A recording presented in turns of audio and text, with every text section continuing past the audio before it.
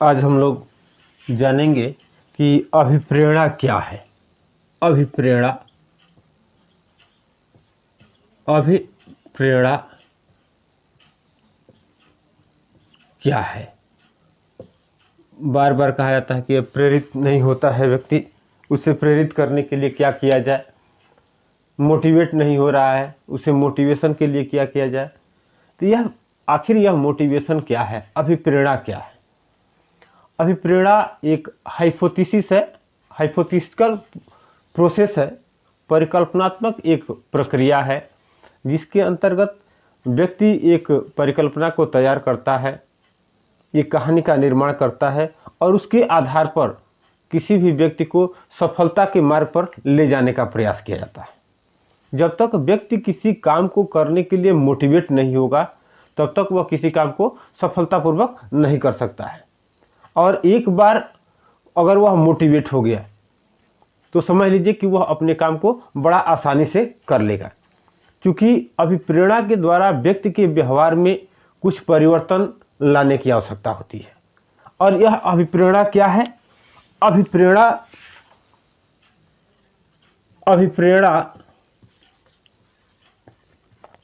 व्यक्ति की अपनी एक आंतरिक शक्ति है। व्यक्ति न कह करके उसे हम प्राणी कहें, किसी भी प्राणी की वह एक आंतरिक शक्ति है। वह आंतरिक शक्ति व्यक्ति को कुछ विशेष कार्य करने के लिए क्या करती है, प्रेरित करती है। किसी भी व्यक्ति को, किसी भी प्राणी को यह प्रेरणा जो व्यक्ति की, उस व्यक्ति की क्या है, आंतरिक एक शक्ति है। आंतरिक वह शक्ति व्यक्ति को उस काम को करने के लिए उसे प्रेरित करती है। और वह प्रेरणा कैसे मिलती है, वह प्रेरणा सकारात्मक होती है। वह सकारात्मक दिशा में लेकर के जाता है। एक बार व्यक्ति अगर मोटिवेट हो गया, प्रेरित हो गया, तो वह अपने लक्ष्य की प्राप्ति तक वह रुकता नहीं है, वह निरंतर उस कार्य को करता चला जाता है। और इस अभिप्रेरणा को अगर एक रूप में देखा जाए तो यह क्या है, एक अदृश्य शक्ति है। यह आंतरिक जो शक्ति अभी हमने बताया, यह क्या है, अदृश्य है।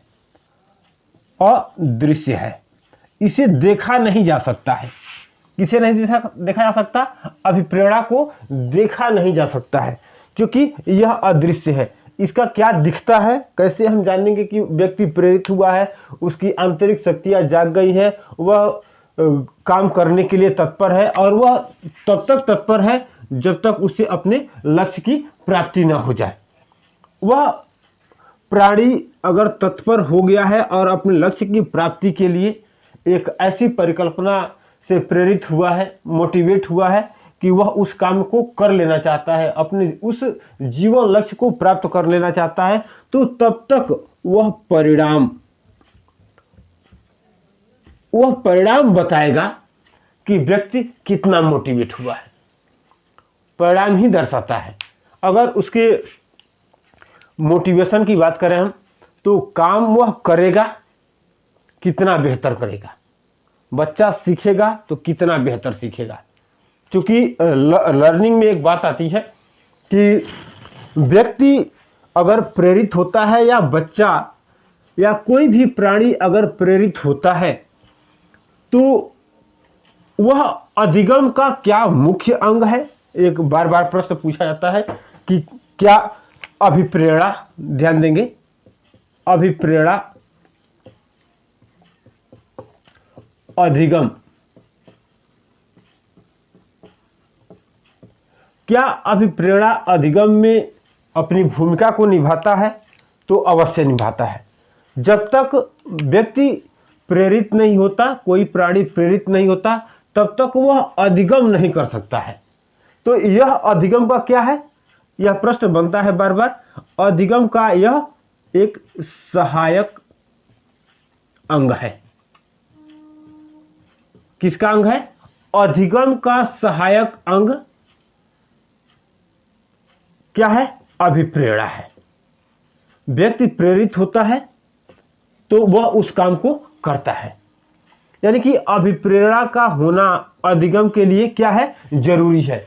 वह मुख्य अंग नहीं है, वह स्पष्ट रूप से दिखाई नहीं देता है, उसका परिणाम दिखाई देता है, लेकिन वह उसका सहायक अंग है। एक पैर है और एक पैर नहीं है, वह मुख्य पैर नहीं है, लेकिन वह सहायक है, उसके बगैर वह चल नहीं सकता। तो क्या आवश्यक होना चाहिए कि अधिगम के लिए अभिप्रेरणा का होना आवश्यक है।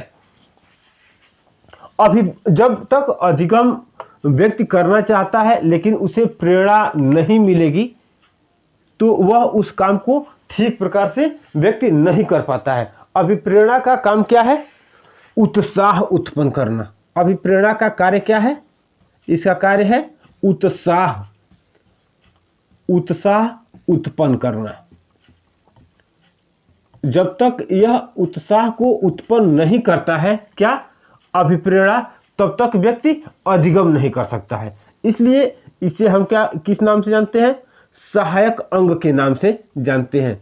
अधिगम का सहायक अंग क्या है, तो अभिप्रेरणा है। यह प्रश्न बनता है और बहुत बार यह पूछा गया है बीटेट, सीटेट और सुपर टेट में कि अभिप्रेरणा किसका सहायक अंग है या अधिगम का सहायक अंग क्या है। एक स्टेटमेंट भी है कि अभिप्रेरणा प्राणी की आंतरिक शक्ति है। अभिप्रेरणा लिख देते हैं, अभिप्रेरणा प्राणी की आंतरिक शक्ति है। ध्यान देंगे,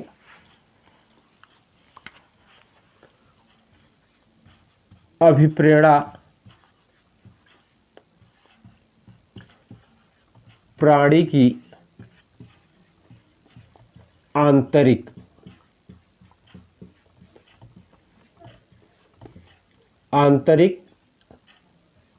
शक्ति है जो लक्ष्य प्राप्ति तक चलती है। अब इससे बेहतर एक पॉइंट कोई नहीं हो सकता कि अभिप्रेरणा को कैसे समझाया जाए। अभिप्रेरणा उत्पन्न होगी प्राणी में, वह क्या है, पूरे मोटिवेशन को समझने के लिए यह लाइन काफी है। अभिप्रेरणा प्राणी में, प्राणी की क्या है, वह आंतरिक शक्ति है, वह लक्ष्य प्राप्ति तक चलती रहती है। अगर वह अभिप्रेरणा उत्पन्न हो गई तो वह कब तक चलेगी, लक्ष्य प्राप्ति तक। यानी कि लक्ष्य प्राप्ति के लिए क्या आवश्यक है, अभिप्रेरणा आवश्यक है। व्यक्ति अधिगम करता है, बच्चा अधिगम करता है, तो बच्चा अधिगम कब करेगा, जब उसे प्रेरणा मिलेगी। प्रेरणा मिलने से पूर्व वह अधिगम नहीं कर सकता। बच्चे को समझाया जाता है, बेटा तुम्हें डॉक्टर बनना है तो क्या करना होगा, पढ़ना होगा। आईएएस बनना है तो क्या करना होगा, पढ़ना होगा। इंजीनियर बनना है तो क्या करना होगा, पढ़ना होगा। अब बच्चा उस व्यक्ति को की बातों को सुन करके उसके अंदर एक उत्साह उत्पन्न होता है। यह उत्साह कौन उत्पन्न करता है, वही मोटिवेशन, वही प्रेरणा। हम अलग अलग लोगों का उदाहरण देते हैं, अलग अलग कहानियों के बारे में बताते हैं, तो बच्चे को क्या करने के लिए बताते हैं, प्रेरित करने के लिए बताते हैं, उसको मोटिवेट करने के लिए बताते हैं कि बेटा वह व्यक्ति धन कम था, गरीबी में जीवन था, लेकिन उसने पढ़ाई की। क्या पढ़ाई की, और पढ़ाई करने के पश्चात आज वह लाल बत्ती से चलता है, आज वह नीली बत्ती से चलता है, उसके पास अपार धन संपदा है, बहुत ज्यादा वह व्यक्ति खुशी है। अब खुश क्यों है, पढ़ाई की वजह से, क्योंकि उससे पूर्व उसके पास कुछ नहीं था। अब यह प्रेरणा जब मिलती है बच्चे को तो वह बच्चा जब सुनता है तो उसकी आंतरिक जो शक्ति है वह क्या होती है, वह जाग जाती है, उसमें उत्साह उत्पन्न होता है और वह क्या करता है, अधिगम करने के लिए, उस काम को करने के लिए क्या होता है, प्रेरित हो जाता है। क्या होता है, प्रेरित होता है। तो यह प्रेरित क्या है, यही अभिप्रेरणा है कि व्यक्ति उस काम को करने के लिए क्या हो जाए, जागरूक हो जाए, एक्टिव हो जाए। तो वह उसकी आंतरिक शक्तियां, किसी भी व्यक्ति या प्राणी की आंतरिक शक्तियां जब तक उस काम को करने के लिए जागृत नहीं होंगी तब तक वह व्यक्ति उस काम को नहीं कर सकता। हालांकि यह अभिप्रेरणा दो तरह की होती है। थॉमसन ने माना है, ध्यान देंगे, थॉमसन का कहना है कि अभिप्रेरणा दो तरह की होती है। एक अभिप्रेरणा प्राकृतिक होती है, पूरी तरह वह नेचुरल है, उसमें बहुत कुछ परिवर्तन नहीं किया जा सकता है। तो प्राकृतिक प्रेरणा क्या हो सकती है, ध्यान देंगे, प्राकृतिक, और एक होता है अर्जित। और प्राकृतिक क्या है, हमें जन्म से ही मिला हुआ है। जन्म से क्या मिला है या प्रकृति के द्वारा क्या मिला है कि व्यक्ति को भूख लगेगी, व्यक्ति रोएगा, रोना, वह रोएगा ही रोएगा, उसे भूख लगेगी ही लगेगी, वह खेलना, हंसना,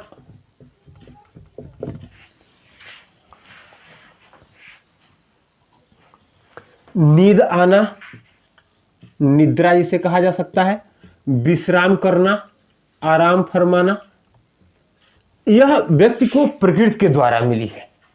लेकिन अगर वह अर्जित जो किया है, वह क्या किया है, प्रतिष्ठा,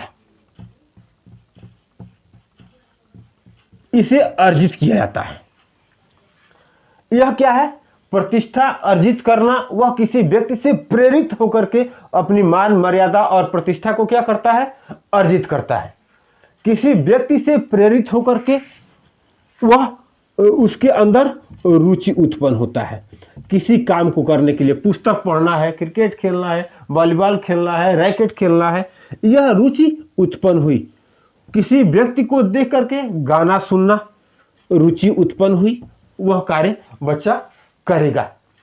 समाज को देख करके सोसाइटी में लोगों से सामाजिक संबंध बनाना, सामाजिक संबंध बनाना, यह क्या है, यह एक अर्जित रुचि है।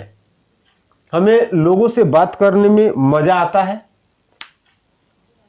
किसी के यहाँ कुछ कार्यक्रम है, बहुत बड़े बड़े लोग आए, साधन संपन्न लोग आए, चर्चित हस्तियां आई, तो वह क्या है, वह सामाजिक संबंध है।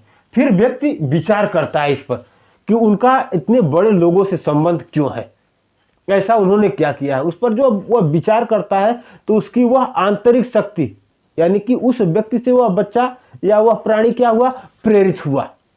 किससे, जिसको समाज में उसने देखा। अब वह प्रेरित होने के बाद फिर वह उसी कार्य को दोहराने की कोशिश करता है अपने तौर तरीके से। यानी कि उस व्यक्ति की जो अपनी आंतरिक शक्ति है, उस आंतरिक शक्ति की सहायता से वह उस कार्य को करने की कोशिश करता है। यह क्या है, यह अर्जित रुचि है, यह अर्जित अभिप्रेरणा है, इसे अर्जित किया जाता है। लेकिन भूख क्या है, प्राकृतिक अभिप्रेरणा है, रोना प्राकृतिक अभिप्रेरणा है, निद्रा प्राकृतिक अभिप्रेरणा है, और विश्राम प्राकृतिक अभिप्रेरणा है। अब ध्यान देंगे, बीटेट, सीटेट और सुपरटेट में अगर प्रश्न बनते हैं कि अभिप्रेरणा प्राकृतिक है, यह अभिप्रेरणा प्राकृतिक है या अर्जित है, तो इस अभिप्रेरणा से हमारे जो प्रश्न बनेंगे वह इसमें से कोई हो सकता है, या निम्न में से अर्जित अभिप्रेरणा है क्या, रुचि, यह क्या है, अर्जित है।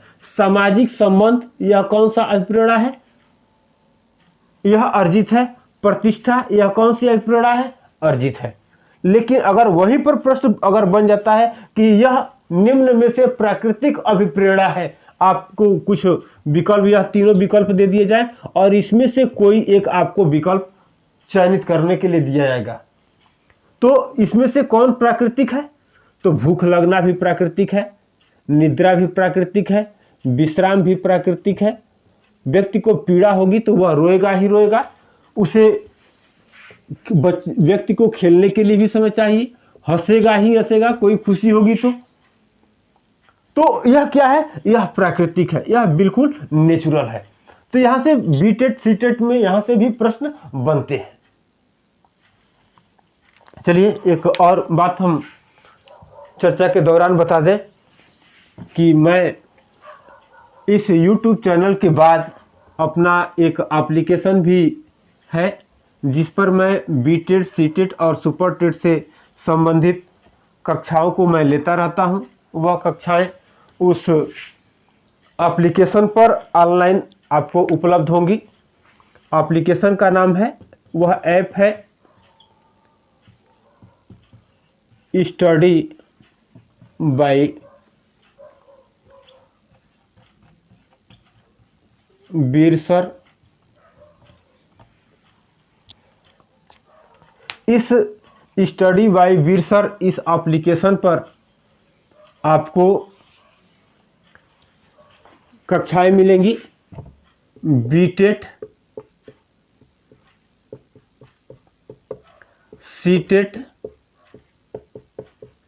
और यस टेट से संबंधित आपको इस पर कक्षाएं मिलती हैं। आप हमसे संपर्क स्थापित कर सकते हैं 9598803299 पर। यह मेरा व्हाट्सएप नंबर है। आपको इस पर वीडियो और पीडीएफ हम उपलब्ध कराएंगे।